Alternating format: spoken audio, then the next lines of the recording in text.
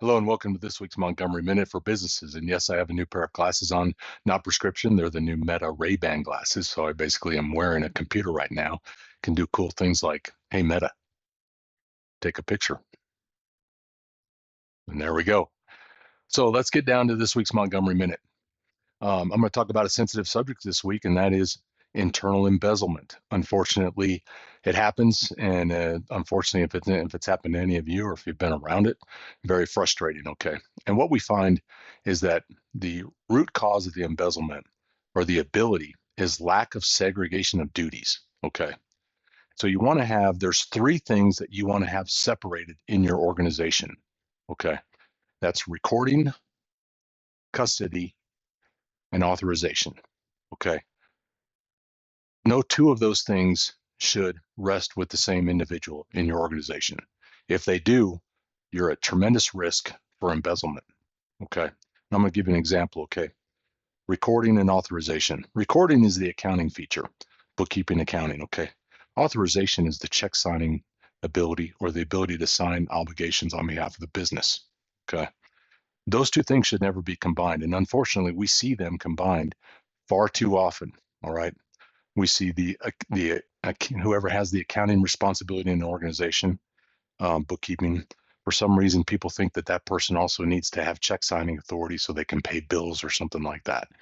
That is the biggest mistake.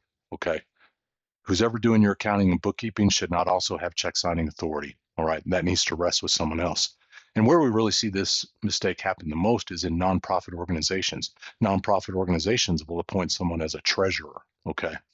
And for some reason, people think that that treasurer, all right, should also be doing the accounting and the bookkeeping. So the treasurer automatically has check signing authority because that's the definition of the treasurer. Okay. They are the keeper of the bank account, keeper of the money.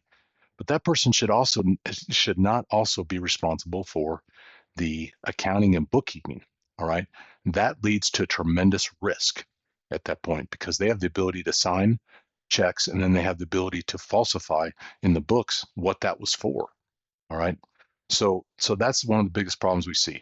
So your takeaway from this is never give who's ever doing your accounting or bookkeeping never has check signing authority. That rests with someone else. Okay. So recording, authorization, and custody. Those are the three different things.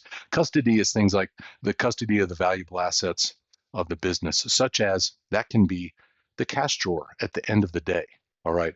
That cash drawer, when that gets counted and reconciled, that is not done by someone who's also the accounting person or the authorizer on the bank account. That has to be done by an independent third person as well. Okay. And that's going that by having those things segregated like that, you're going to greatly reduce the risk of your business being embezzled. Okay. Thanks for watching this week's Montgomery Minute for Businesses.